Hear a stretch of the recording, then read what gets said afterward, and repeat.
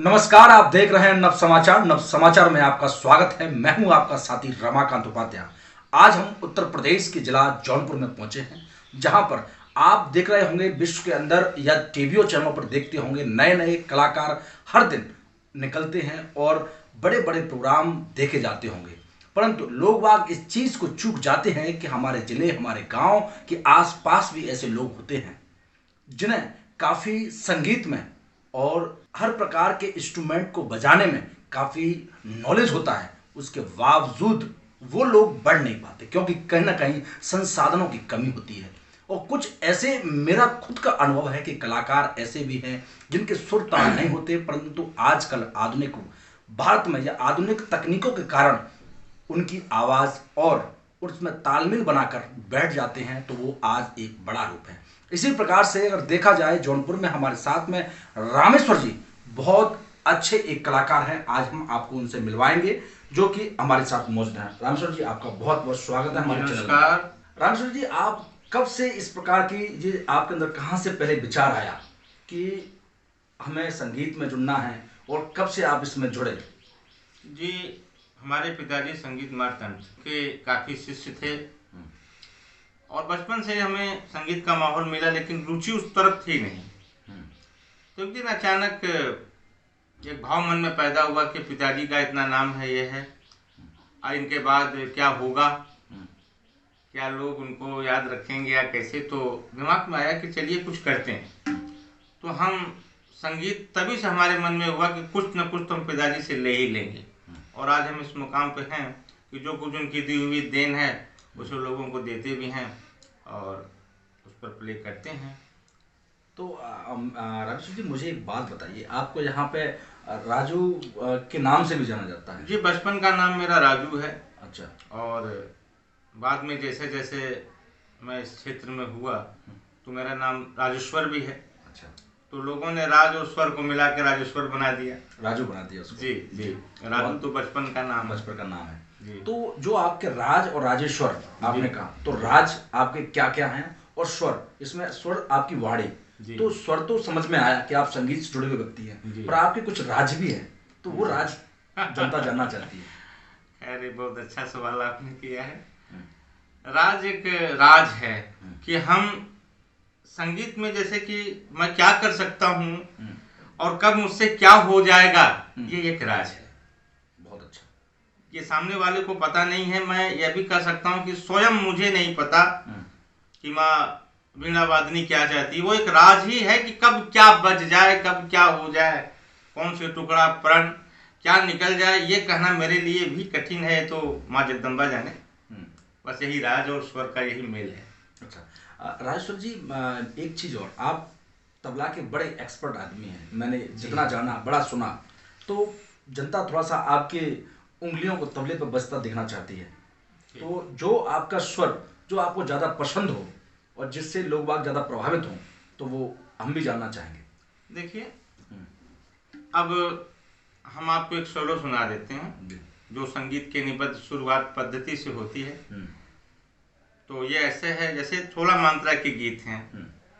तो वो आपको हम तबले पर पहले मुंह से फिर तबले पर प्ले करके बताते हैं। ना धी धी ना धी धी ना धी धी ना तत ता तट कट ना धी धी ना धी धी ना धी धी ना टिप ता तट कट ना तट कट ना तट कट ना धी धी ना धी धी ना धी धी ना तट कट ना धी धी ना धी धी ना धी धी ना तट कट ना तट कट ना तट कट ना तट कट ना तट कट ना तट कट ये 16 मात्रा की संगीत की सबसे बड़ी बोल है जो 16 में निबद्ध है।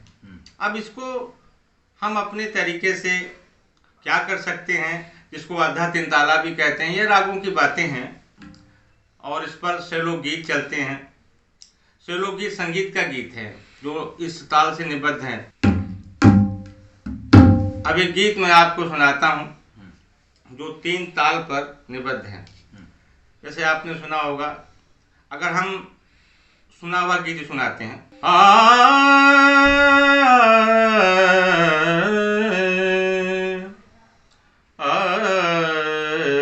एक फिल्म कोहिनूर का वो शेलो पर गीत है, मधुबन मेरा अधिकारा दे, हे मधुबन मेरा अधिकारा दे, हे गिरिधर की मुरलिया बाजे, ता दिन दिन ना दिन ना दिखता, मधुबन मेरा अधिकारा दे, रे मधुबन मेरा अधिकारा नाचे, रे गिरधर की मुरलिया बाजे रे, मधुबन मेरा अधिकारा नाचे रे, आहा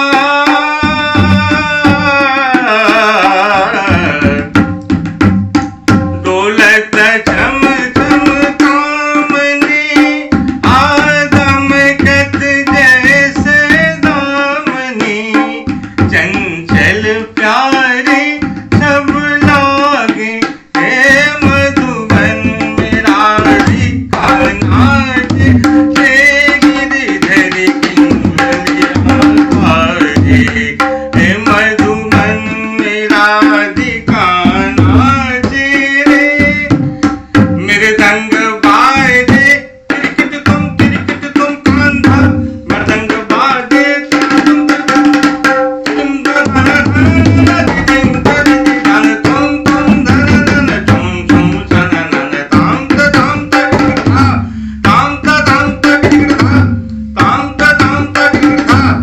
ओ दिल ताने ना रे ताने दीन दीन दा ना ना ना दिल ताने दा रे दीन दीन दा ना दिल ताने दा रे दीन।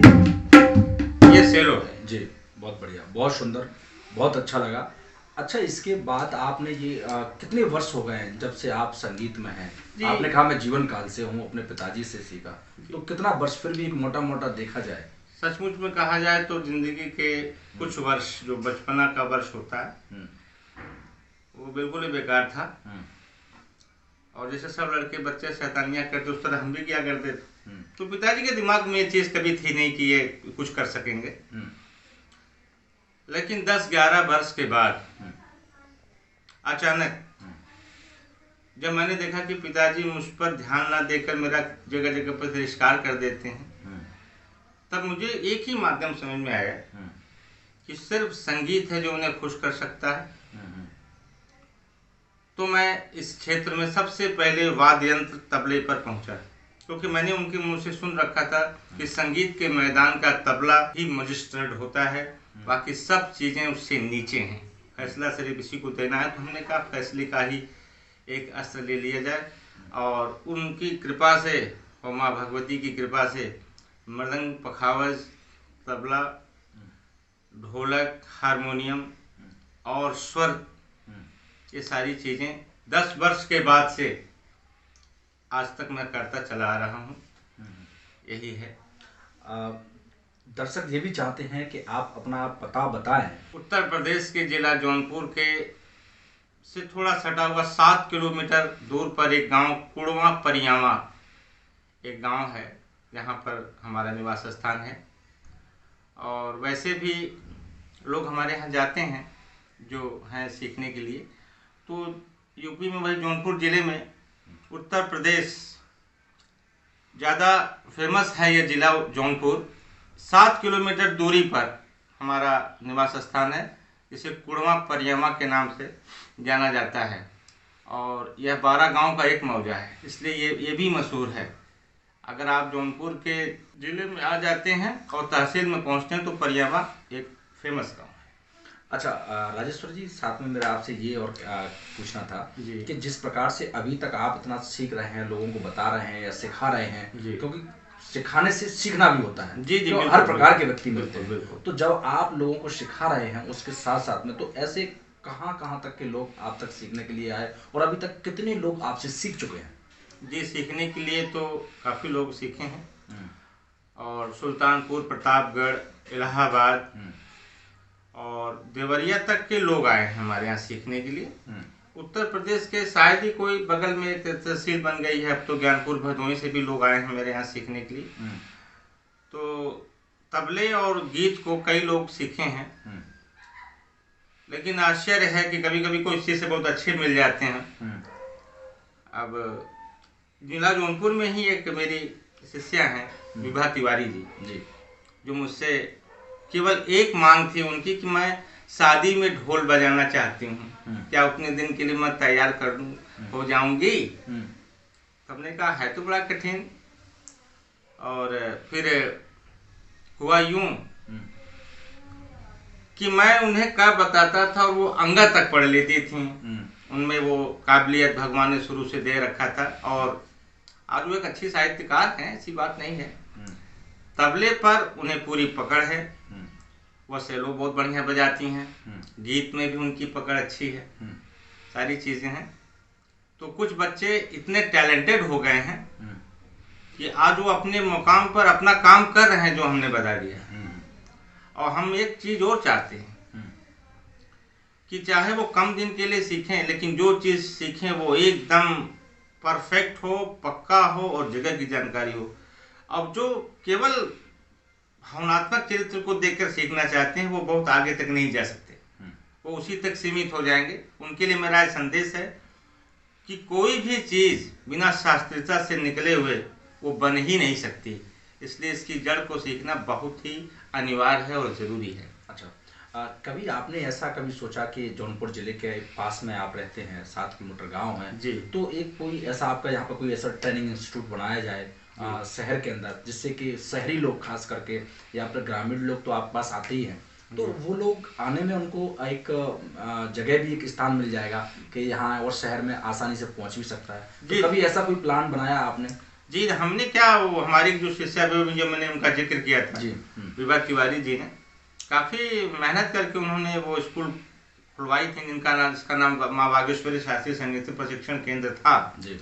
और उन्होंने ही उसकी शुरुआत की थी। हम वहाँ लोगों को सिखाते थे, मगर सरकार के चलते वहाँ पर एक ब्रिज बनने लगी, वो स्कूल इस वक्त बंद हो गया है, कोई ऐसा वो नहीं है। तो वहाँ के शहर के लोग भी आते थे, सीखते थे काफ़ी।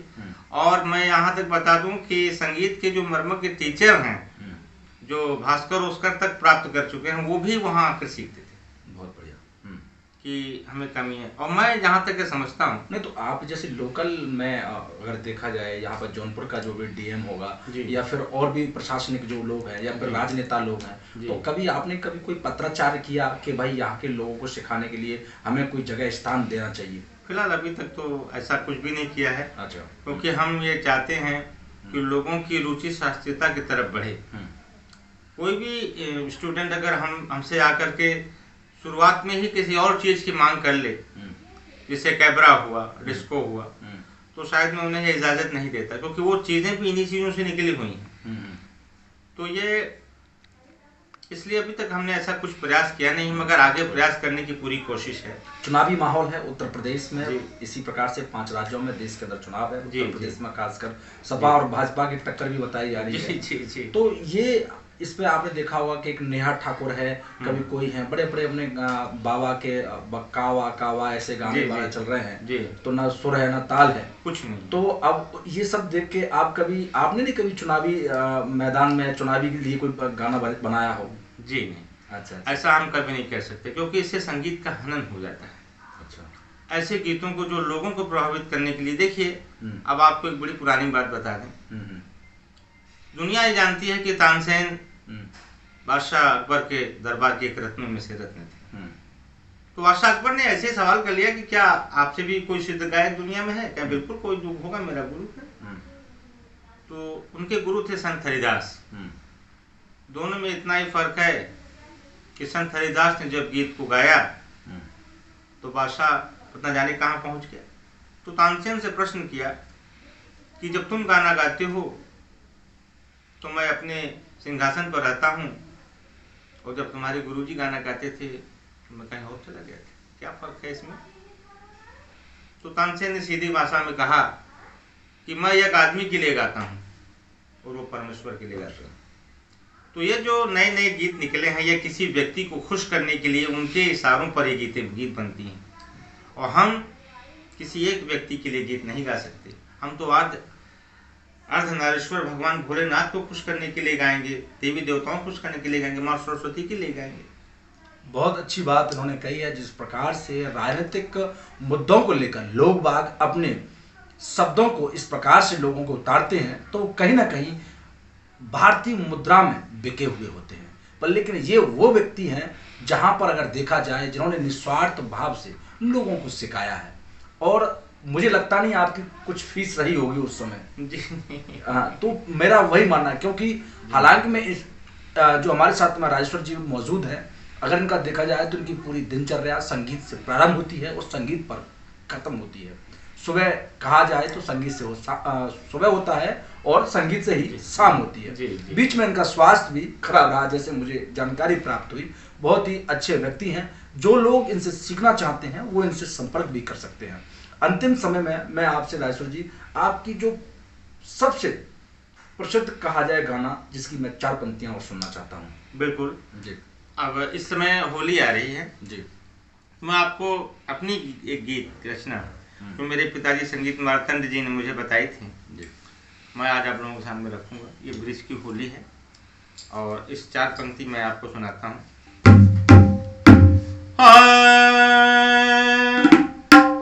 पर जलाओ काम की होरी, सूरत सुहागिन गोरी गोरी, सूरत सुहागिन गोरी, जलाओ काम की होरी, सूरत सुहागिन गोरी गोरी, सूरत सुहागिन गोरी।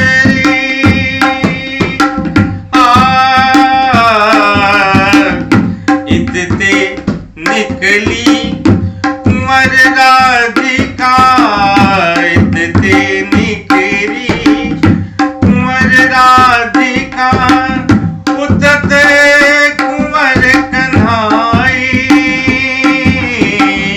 इतते निकली कुंवर राधिका, उतते कुंवर कन्हाई, खेलत भाग परस पर हिल मिली, खेलत भाग परस पर हिल मिली, शोभा वर्णन गाई, कैसी धूम मचाई रे, कैसी धूम मचाई, बिरज में होली नचाई, कैसी धूम मचाई, जराओ काम की होली, सूरत सुहागन गोरी गोरी, सूरत सुहागन गोरी। एक योगी राग होता है और साथ में शहनाई वाला जो काफी चलता है, तो इनमें एक तो फर्क क्या है, और लोग बाग इनका समय समय पे क्यों उसको अलग अलग अपनी धाराओं में उसको लेते हैं, उसका इस्तेमाल करते हैं, तो उसके बारे में थोड़ा सा और दर्शक जानना चाहते हैं, तो वह भी आप बताएं। देखिए, हमारे धरती पर जोगी शुरू से रहे हैं, और जोगियों की एक विशेषता है, उनकी अलग एक राग होती है। वो अपने सारंगी के साथ जब उसको लेके निकलते हैं, तो कुछ ऐसे जोगी राग हैं जो मैं आपको बताता हूँ, जिसमें से 2-3 जोगी राग। सबसे पहले शुरुआत में जो जोगी राग बना था वो इस प्रकार से था।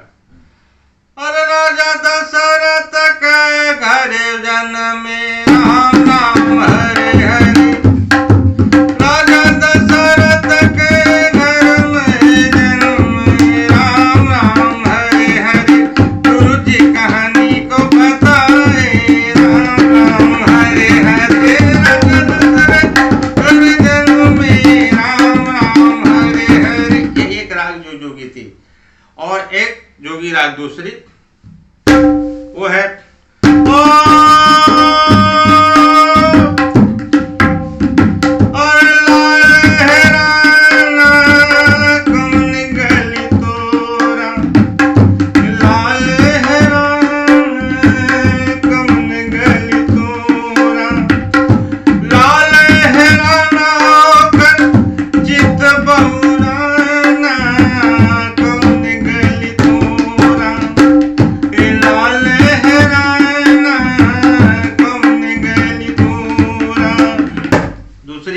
राग है रिहत माली है सरंगी बन के धरी डगरिया गधरिया गल में डाले भरथरिया तुम्हारी है सरंगी बन के धरी डगरिया गधरिया गल में डाले हैं हरी। और एक जोगी राग जो बाद में आई वो इतनी सटीक राग है जिसको सुनने के बाद मरम पैदा हो जाता है।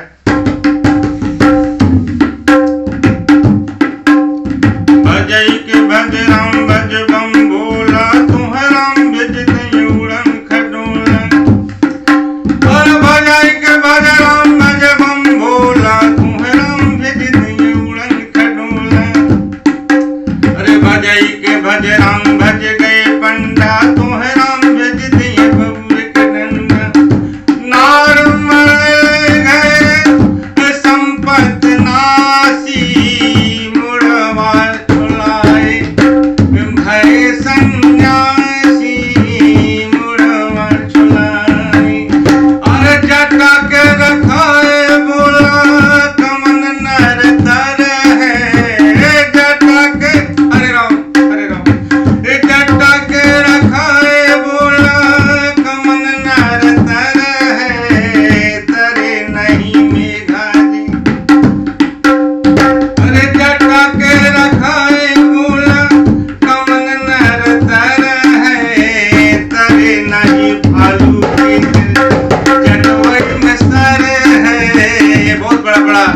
भालू को होता है उतरता ही नहीं। गंगा के नहाए बोला कमन नर तर है तरे नहीं मेघा जे कर जल ही में घर है तरे नहीं मेघा जे।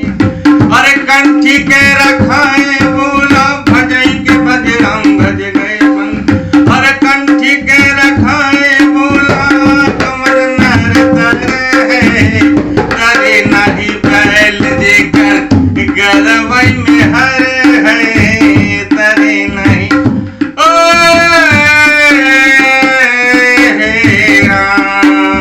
अरे ननद तोरी हटिया मछरी बिकाए हो ननद तोरी हटिया मछरी बिकाए हो ननद तोरी। ये जोगी राग है। अब हमारा विदाई का भी समय है तो जो शहनाई की जो चर्चा होती है तो उसके बारे में थोड़ा सा दर्शकों को और बताएं। एक लाइन जो हमारे दिमाग में चल रही थी जोगी राग की तो चलते उसको हम पूरा करते हैं। पूरा कर दीजिए। हाँ। अरे जन्म से बंजारा बंधु जन्म जन्म बंजारा कहीं कोई घर ना घाट नंग नारा जन्म से बंजारा बंधु जन्म जन्म बंजारा कहीं कोई घर ना घाट नंग नारा कहीं कोई घर ना घाट नंग नारा। यहाँ कहीं ठहर गया दिल हमने डाले डेरी रात कहीं नमकीन मिली तो मीठे साँझ सवेरे। जहाँ कहीं ठहर गया दिल हमने डाले डेरी रात कहीं नमकीन मिली तो राजेश्वर जी से हम एक अंतिम प्रश्न और पूछते हैं चलते चलते कि जब शहनाई की बात होती है, जहाँ विदाई की बात होती है, या फिर उनको सुख दुख में गाया जाता है, लोग आप कहते हैं सुख में भी गाया जाता है और दुख में भी गाया जाता है, तो आप ही बताइए ये कितना सत्य है और इसको किस प्रकार से लोग गाते हैं। और आपकी बड़ी तारीफ मैंने इसमें सुनी है कि आप अपने मुखार बिंद से भी आप इसका बहुत अच्छे से लय में गाते हैं। अच्छा प्रश्न किया आपने। ये शहनाई मुझे बचपन से काफ़ी प्रिय थी। फिर मैं जब मुझे इसकी आवाज़, जहाँ मोर की आवाज़ है, निखार हाथी की आवाज़ है, वहाँ के भी पार इसकी आवाज़ चली जाती है। शहनाई का मतलब आप कई प्रकार की आवाज़ें निकाल लेते हैं सर? जी जी, कुछ प्रभु की कृपा है। बहुत अच्छा। तो ये जो शहनाई की आवाज़ है, मैंने उस्ताद बिस्मिल्लाह खां जी से देखा कि इनकी शहनाई में यह स्वर हैं, तो मन में बड़ी इच्छा हुई कि एक शहनाई हम बजाएंगे। मगर पिताजी ने कहा कि शहनाई आपको नहीं बजाना है। वो मन में मेरे शहनाई पड़ी रह गई और गुनगुनाते गुनगुनाते वो इस मुकाम तक पहुंची कि वो एक दिन शहनाई के करीब करीब आवाज़ पहुंचने लगी। तो कुछ गीत शहनाई पर, कुछ रागें जो शादी में, विदाई में मैंने अक्सर बजाई हैं और आप कह रहे हैं तो मैं उसे प्रस्तुत कर देता हूँ। आपको मेरा प्रयास है कि ये लगे कि वाकई में ये शहनाई है या शहनाई के करीब कोई आवाज़ है। तो मैं कोशिश करूँगा जी।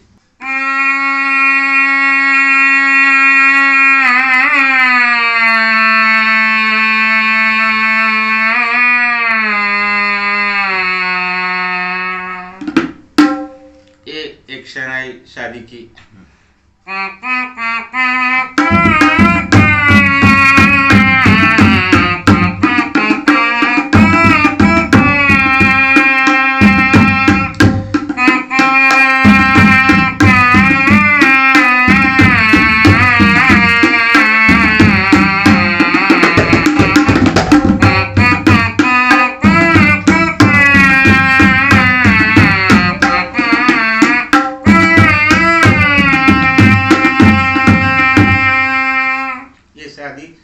शहनाई बहुत शानदार इस तरह, और एक दर्द भरी शहनाई।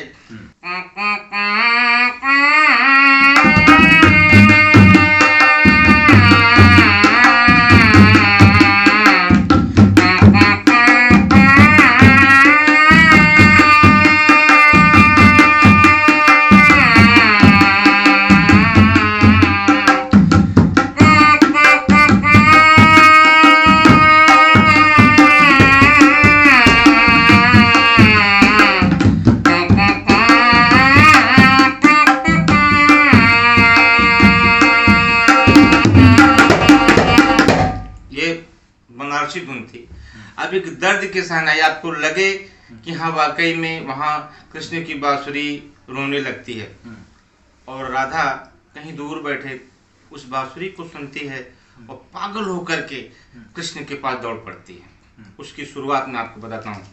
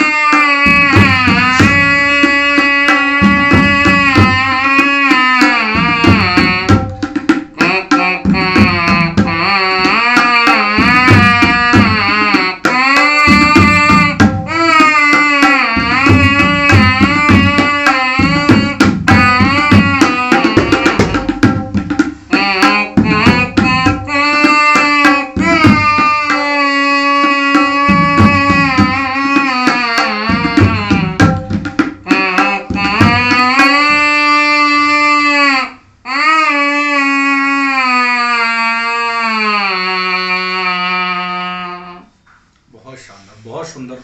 आपने शहनाई की धुन 2-3 प्रकार की सुनी, ये एक अपने आप में चमत्कार है। ये बहुत ही कम कलाकारों के पास में ऐसा देखने को और सुनने को आपको मिलता होगा। ये वास्तव में ही साधुवाद के पात्र हैं और ये जौनपुर जिले के अंदर लोगों को जिस प्रकार से शिक्षा संगीतकार कला में लोगों को दे रहे हैं, ये एक अपने आप में बहुत बड़ी कला है। अच्छा, आपने कहा कि आप कई ऐसी आवाज़ें निकाल लेते हैं, तो हम वो भी आपसे सुनना चाहेंगे कि जो मोर की आवाज़ है, और आप जो भी आवाज़ दो चार निकालते हैं वो थोड़ा सा हमारे दर्शकों को भी सुना दीजिए। जी ये कभी ऐसा नहीं है, जैसे कई प्रोग्राम देने के बाद, कई तरह के प्रोग्राम देने के बाद ये अत्यंत कठिन हो जाता है। जी हाँ, अब लोगों के पसंद पर फिल्मी कलाकारों के कई ऐसे कलाकार हैं जिनकी आवाज़ में गीत को प्ले हम कर देते हैं, बहुत बढ़िया। जबकि वो मेरी अपनी खुद की इच्छा नहीं है, लेकिन उन लोग दर्शकों की इच्छा है कि इस आज मेरी इच्छा है। हाँ, तो उस कलाकार को हमने उस रूप में सुना है, तो आशा रखते हैं कि गुरुजी रफ़ी साहब का रफ़ी साहब की तरह लगे, मन्ना डे का मन्ना डे के लगे तरह लगे, और एक वो हेमंत कुमार जी की आवाज़ है, तो ये अलग अलग पैटर्न पर एक गीत है और लगे कि वो है, तो ऐसा हम कर लेते हैं बहुत लोगों के पसंद के लिए। जैसे कि जरा नजरों से कह दो जी, निशाना चूक ना जाए, जरा नजरों से कह दो, निशाना चूक ना जाए, जरा नजरों से कह दो जी। आहा हा ओ हो हा हा, ये भोलापन तुम्हारा, ये भोलापन तुम्हारा, ये शरारत और ये शोखी, तुम्हें अब क्या जरूरत है भारतीयों की कंजर की। ये भोलापन तुम्हारा, ये भोलापन तुम्हारा, ये शरारत और ये शोखी, तुम्हें अब क्या जरूरत है भारतीयों की खंजर की। तो देखे दीवाना तुमको जलकर खुद ही मर जाए, जरा नजरों से निशाना चूक ना जाए, जरा नजरों से कह दो। ये हेमंत कुमार जी का गीत है। इसी तरह और भी आप कहते हैं, और भी बहुत शानदार। जैसी आवाज़ वैसे सुर में अपने सुर में बदल देना, ये एक अपने आप में बहुत बड़ी कलाकारी है। ऐसे साहित्यकार हमारे कहा जाए या संगीतकार कहा जाए बहुत कम देश के अंदर होंगे, और जो कि दूसरों की कॉपियाँ करते हैं और कॉपियाँ करके सेम टू सेम वैसा गाते हैं। मैं भी लोगों से, दर्शकों से निवेदन करूंगा, और जो लोग सीखना चाहते हैं मैं अपने चैनल के माध्यम से उन लोगों से अपील करता हूं कि आएँ और राजेश्वर जी से जौनपुर में मिलें। आप सीखें बात का विषय पर, एक बार जरूर उनकी आवाज़ को सुनें और उनके पास आएँ। सीखने के लिए उनके पास बहुत कुछ है। तब तक के लिए देखते रहिए नव समाचार, बेबाक खबर हर समय। धन्यवाद।